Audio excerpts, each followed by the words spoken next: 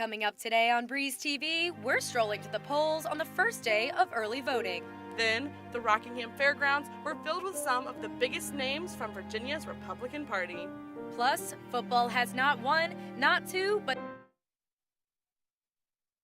And I solemnly swear I'm up to no good as I report live from Stanton at the Queen City Mischief and Magic Festival.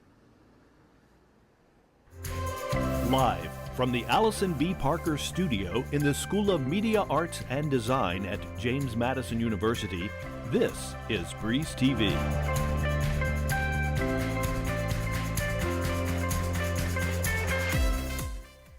Welcome back to Breeze TV. I'm Maggie Rickerby. And I'm Zoe Mowry. Cardboard signs and chants of protest filled the streets of downtown Harrisonburg with messages against climate change. JMU's Environmental Management Club is back with their annual climate march with a goal to call attention to the current climate crisis. The club came together last night to paint signs with slogans like "Respect your mother" and "Be kind." The march began today on the quad and ended downtown in Court Square with guest speakers and an open mic. EMC member Rebecca McCann said the club's goal is to gain recognition from the community and strengthen connections with people who share their passions at JMU and in Harrisonburg. Are you looking for some nice views on this upcoming rainy Saturday? Well, you're in luck because it's Fee-Free Day at Shenandoah National Park. To celebrate National Public Lands Day, Shenandoah allows visitors to enter the park for free. This day has been celebrated every year on the fourth Saturday in September since 1994. Shenandoah National Park hopes this day, quote, encourages use of open space for education, recreation, and health benefits.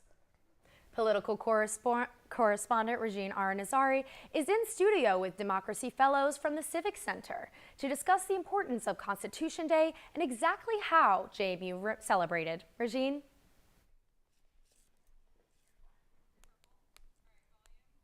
Is that in this country, in our Constitution, it is the citizen who is sovereign, not the president, not the political party.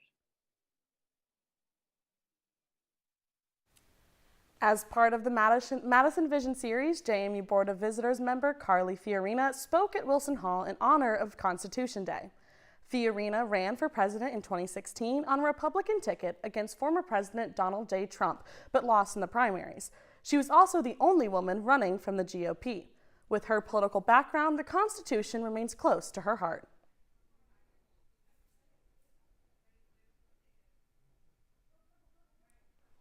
Perhaps the greatest innovation of all is that in this country, in our Constitution, it is the citizen who is sovereign, not the president, not the political party. During her talk, she emphasized that the people have the power and encouraged civic engagement among students.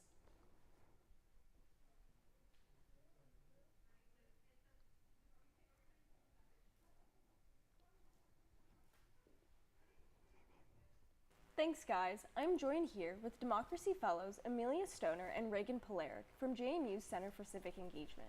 Now, thank you so much for joining us here today. And could you guys tell me a little bit about the significance of Constitution Day and how this week's events pertain to that? Yeah, so Constitution Day is a great time to celebrate the Constitution, our founding fathers, those sorts of things. So we've had all week to celebrate this. Constitution Day was on Sunday, I believe, but we used the whole week to celebrate it. And we have a really unique position here at James Madison because James Madison was such a crucial part in forming the Constitution and the ideas surrounding it. So we've had a lot of events on campus this week. The first one that I was really excited about was our Constitution scavenger hunt. We have these purple pocketbook Constitutions, which are super popular on campus. So we kind of hid those around, and when people found them, they would come to our office and get a free t-shirt. So that was really fun. And then we also had hosted Carly Fiorina, and we also hosted Tim Kaine, Senator Tim Kaine. And so, yeah, we've kind of had a lot of events this week to celebrate Constitution Day and, you know, reiterate its importance in our community. And what particular events stuck out to you guys this week? I would say that I really resonated with Mrs. Fiorina and what she spoke about. And she talked about the importance of being someone who is solution-driven. Problem solving is a huge thing in her field as a businesswoman. And I think that it was really inspiring to hear about how she talked about if you're a student leader, if you're a leader in any capacity, even if you don't have a title, even if you don't have a position, your desire should be to make life better for the people around you. I think that that's so valuable. And she also talked a lot about civil discourse, and even if you disagree with someone, being able to speak to them in a way that's respectful, despite your disagreement, is absolutely something that is necessary, and it's something we're severely lacking. So I think that was so inspiring to hear her talk about. And I'm so glad that she came to JMU, and Senator Kaine as well. I'm just so inspired by what he had to say, and so glad that they took the time out of their day to come here and talk to us. And Senator Tim Kaine just concluded his fireside chat with President Alger just moments ago. So what can students learn from this event? Yeah, so I think we can learn a lot from this fireside chat. Tim Kaine really talked about what's important in civil discourse, how we can have a healthy discourse, even when politics is so divided at the moment, so partisan, how we can kind of bridge those gaps and find the common good and find the common ground in those talks. He really talked about how Congress is a good representative of how discourse can be carried out as well. He talked a lot about the nonpartisan friendships that go beyond the actual chamber, senators hanging out with each other and having those friendships, going to lunch together, even though you may not agree on policy issues, but being able to find that common ground and work towards common good. So that was really exciting to hear from Tim Kaine. Thank you guys so much again for joining us. Zoe and Maggie have more details about this week's event with Carly Fiorina. Apologize for those technical difficulties, but when we come back, Donors dive into Rockingham with local politicians at this seafood event. and our contributor, Jacob Perez, takes us through the headlines that swept the nation this week. Plus, it's the first day of early voting. But do you know the candidates? Stay tuned for Breeze TV Politics. It's bow time. Dude, we need gas. Yo, we gotta get those Supremes. We're not gonna make it. It's bow time, baby. So worth it, right? I'm glad y'all ran out of gas. Boldly seasoned chicken Supremes with a biscuit, fixin', and drink. It's bow time. Tailgating is a song heard across campuses, parking lots, and open fields. They say this song can be heard elsewhere, and perhaps this is true. But it is nowhere near as bright, nowhere near as loud, nowhere near as triumphant as it is right here. Tailgating may not have been born here, but here is where tailgaters are born. It's bow time. It takes 49 steps to bake a fluffy, made-from-scratch Bojangles biscuit. But to make it a country ham biscuit, it takes 50. Get a fresh buttermilk biscuit today with a slice of juicy country-style ham. It's bow time. It's bow time.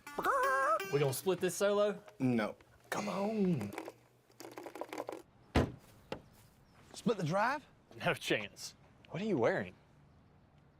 Split these? I thought you'd never ask. Introducing Bo's Barbecue Chicken Sandwich and Bo's Carolina Gold Chicken Sandwich. Boldly seasoned hand-breaded chicken, topped with pickles, slaw, and your choice of 2 sauces. So good, you'll want to get both and split them with a friend. Download the Bojangles app and order ahead. It's bow time.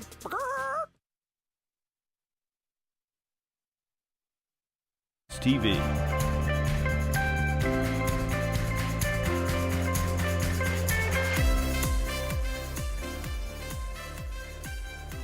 Good afternoon, JMU. I'm Regine Aranazari, and this is Breeze TV Politics. Governor Glenn Youngkin has just issued a state of emergency ahead of Tropical Storm Ophelia. The storm is expected to cause heavy rainfall, strong winds, and potential flooding in the Commonwealth. In other news, 2nd District Virginia Senator Mark Obenshain held his annual Oysters with Obenshain fundraising event, where he was joined by Virginia Attorney General Jason Miyares and Speaker of the House of Delegates Todd Gilbert. Breeze TV Politics has firsthand coverage on how Valley Republicans are gearing up for Election Day. I pledge allegiance. With all seats of the General Assembly on the ballot this year and an uncertain new redistricting map, State Senator Mark Obenshain's annual Oysters with Obenshain fundraising event now plays an even more pivotal role in uniting Valley Republicans. So really a kickoff to the election season, great opportunity for Republicans candidates and grassroots activists to get together and enjoy a little bit of fellowship, have a good time together. As both parties seek legislative control, Virginia Republicans are taking a staunch approach in encouraging voters to get out and vote early. This is the lowest year in the 4-year cycle that people vote in the Commonwealth of Virginia, even though they care, even though they may watch the news all night, even though they may talk about it every morning over coffee. Some of them are not going to show up. But for those of you who think this is a done deal, we won our House majority in a state of 8.5 million people by 225 votes in 2 seats. Todd is engaged in an epic battle to retain control of the House. We are fighting for all we're worth to give Governor Youngkin 2 more Republican senators in Virginia. With so much at stake this election day, still, education remains a focal point in Virginia. Just going to the voters, talking about the issues that are at stake, and Governor Youngkin's initiatives to both make sure we run government responsibly, make sure we invest in education, make sure we're raising our standards, make sure that we're having our businesses thrive, because we want every college student at JMU, and when they graduate, to be able to have a job waiting for them. Definitely school issues, definitely funding issues, especially for higher ed institutions. That's my #1 reason for voting this year is JMU can hopefully get some more funding in the budget. Reporting for Breeze TV, I'm Regine Arnazari. Democratic candidates led organizers to the Rockingham County and Harrisonburg City polls to vote early. Reporters Alexa Bonilla and Madeline Cornwell follow the crowds for an inside look. I'm Madeline Cornwell, and I'm here at the Harrisonburg City Hall. And I'm Alexa Bonilla, coming to you from the Rockingham County offices. We are at Stroll to the Polls to show you how to vote early. Sponsored by the Harrisonburg Democratic Committee, Stroll to the Polls encourages voters to get out and vote because today is the first day of early in-person voting. We're here today with some of the candidates on the ballot and voters. Get your ballot, you go vote, and then you go celebrate. Get your little sticker, I voted, and that's as simple as it gets. You just check it off your list of things to do. You don't have to wonder about when can I go, do I have to go, what do I need to do? It's done. It's like sometimes you want to just check things off your list, and that's one you can do today. I tell our college students every time I'm around them, you're half of our population. We need your vote. We need your voice. No matter your partisan views, it's just really important that everyone does participate and does contribute to uplifting our democracy. Before coming to vote, make sure to check your registration status or call your registrar's office. You do not have to have a reason or fill out an application to vote early. We have a new edition of People in Politics this week, your guide in getting to know all the candidates on the local ballots. This week, we spoke to Esther Neiser, the Democratic candidate running for 34th District House of Delegates. Neiser is an Elkton native and former Sunday school teacher. She describes how she will be an accessible representative for her constituents.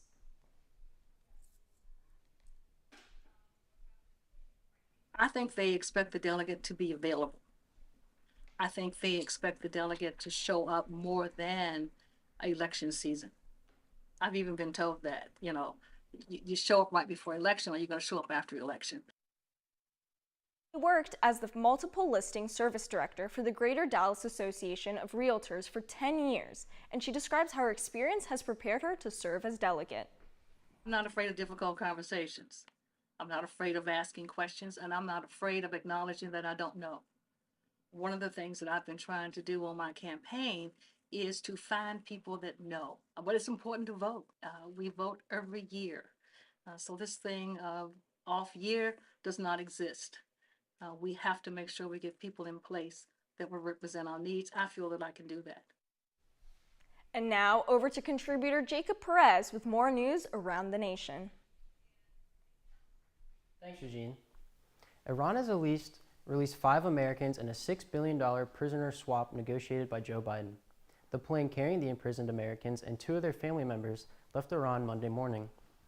This deal has just been made just before an expected UN meeting between the U.S. and Iran, where tensions of a potential nuclear confrontation loom. The House Oversight Committee is planning to hold its first hearing on the impeachment inquiry of President Biden on Thursday, September 28th.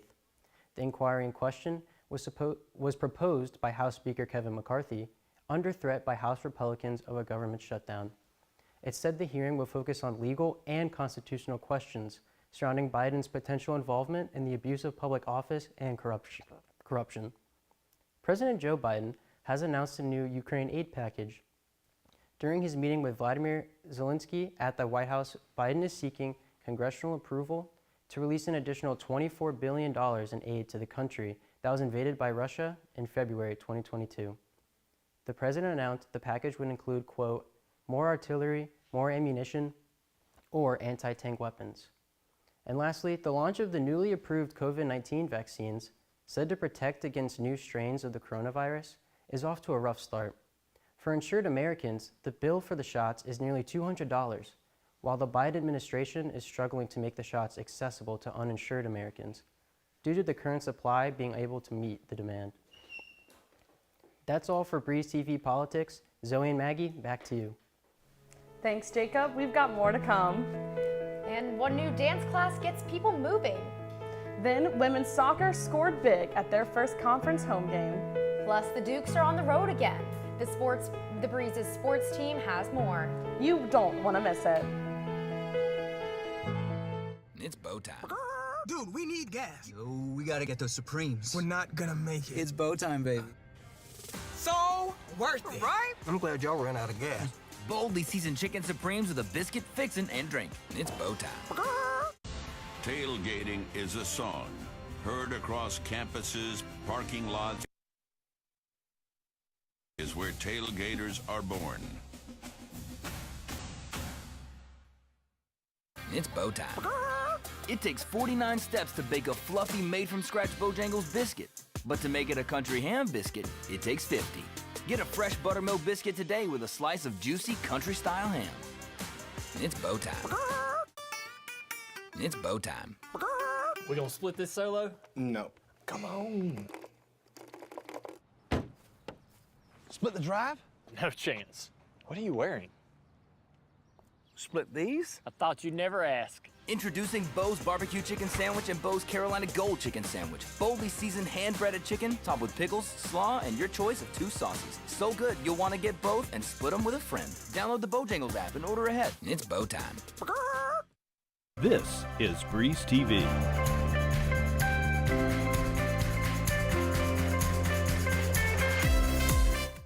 Welcome back, everyone. Dance for Parkinson's Disease is known around the world as an aid for people with Parkinson's.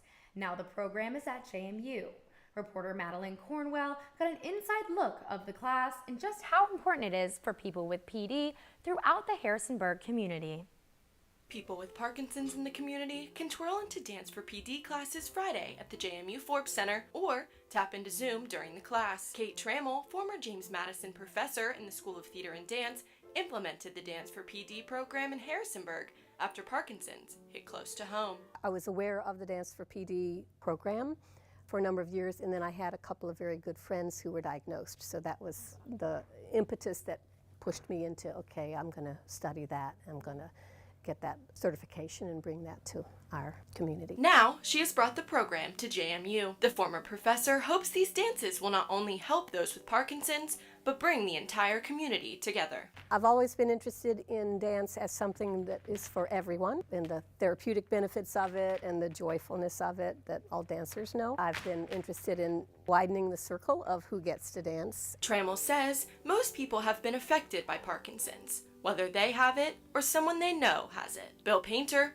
a member of the program Living with PD, can attest to the benefits of exercising while managing the disease. Regular exercise is one of the only things you can do to keep Parkinson's at bay. It's not going to cure you, but it will slow the progression tremendously. Painter also knows firsthand how important the class can be in keeping his PD on track. If I miss a few days of it, I'm aware of that I'm losing ground in my treatment and my conditioning, and so I would encourage people to get into Dance for Parkinson's or a similar program and stay with it. The class demands a lot from the community, but that only keeps the dancers coming back for more. Student volunteer Alana Turflinger is inspired by the resilience she sees within the participants. I just love watching the participants come back each week and give it their all. They just really put themselves in the class, and it's just really inspiring to watch. And for many participants, the choice between learning dances and the same old exercises is easy. It's much more fun to dance than it is just to do calisthenics for an hour. Leaping back from the Forbes Center, this is Madeline Cornwell reporting for Breeze TV. Executive Editor Michael Russo is down in Stanton at the Queen City Mischief and Magic Festival with some fans of the magical movie. Michael, what do you have for us? Hi everyone, I'm here in Stanton at the Queen City Mischief and Magic Festival. It's the 7th year this festival is running, and I'm here with two sophomores from Mary Baldwin University, Talia and Harley, who will be attending this weekend. So, tell me, what are you looking forward to the most about the weekend? I'm here to see Hagrid. No, what about you, Harley? I'm excited to see all the costumes and the community come together. And are you guys planning on dressing up at all? Yes, I'm going to be my Hufflepuff attire. Dressing up in Ravenclaw colors. Yep, I'm wearing my Ravenclaw too, blue and white. So yeah. So what are you looking forward to in terms of like certain activities? I know there's some Quidditch matches, there's owls and other creatures around. Tell me a bit about that. I definitely want to see the owl, but I also want to try all the different foods they're going to have. Oh yes, I also want to try foods. Cause me, yes, I'm a food freak. And so what did you like most about last year and like hoping to do again or maybe something different? I really like the costumes that they had. I was so jealous because I did not dress up last year, and I was like, oh my god, they look so good. Yeah, and I definitely want to see the owl again, and I want to try to see the Quidditch because I didn't see it last year. Yeah. Cool. Well, thank you guys so much for taking the time to speak with us today. Back to you all in the studio. Thank you so much, Michael. And now I'm going to toss it over to Sports Director Colby Reese with more in Breeze TV Sports. Thank you, Zoe. Welcome back to the Sports Desk. This is Colby Reese. JMU women's soccer played in their first home conference matchup of the year against Marshall last night at Centera Park. The Dukes capitalized on a great opportunity in the 14th minute as Amanda Adanasi would score from the penalty spot after a Marshall handball in the box. In the second half, JMU would blow the game open. London Lewis scored in the 61st minute, and Marshall would score an own goal in the 64th minute. Shortly after, head coach Joshua Walters brought out the substitutes. This would not slow down the Dukes, as shortly after, in the 71st minute, Ariana Reyes scored to bring the lead to 4. JMU would go on to win 4-0 and record their 4th consecutive shutout, something they will look to take with them on the road. Yeah, two games on the road. Anytime you go on the road, it's harder. You have to deal with the travel and things. And the Sun Belt, it's not easy to begin with. So we have App State up next, and who are a tough physical team.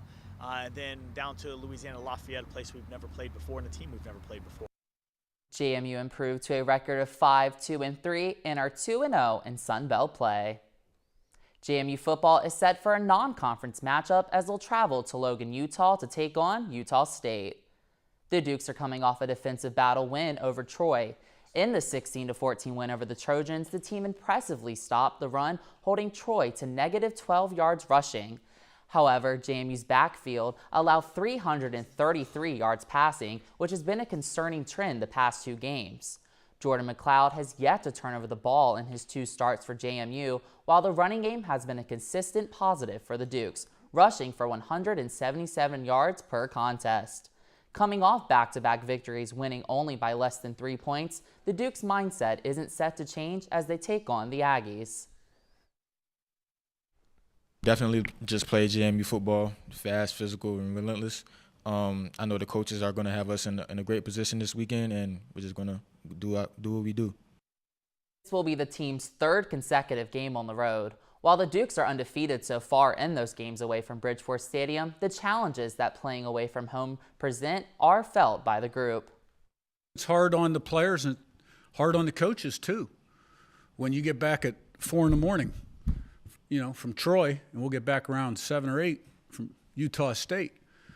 And then you're back in the office early on Sunday, but it's part of the JOB. Kickoff is set for 8 p.m. tomorrow night at Maverick Stadium. Why exactly is JMU football playing in their 3rd consecutive road game tomorrow? Breeze Sports editor Jackson Hefner is here in studio with us today to discuss his article published in this week's edition of The Breeze on how the schedule came about. Thank you so much for joining me today, Jackson. Can you talk about how teams put together their non-conference schedules? Yeah, so it all really starts with the non-conference matchups. So, when you have a conference slate, you're playing the same, roughly the same group of teams every single year with, a couple of different cross-divisional matchups. However, with non-conference, it could be literally anybody. So departments will schedule those years in advance. For this story, I spoke to Assistant Athletic Director for Communications, Kevin Warner, who explained to me that some of the non-conference matchups on this year's schedule, including Utah State and also UConn in November, those are actually scheduled a little earlier than normal because when JMU made the FBS transition, they suddenly had a bunch of open spots in their schedule.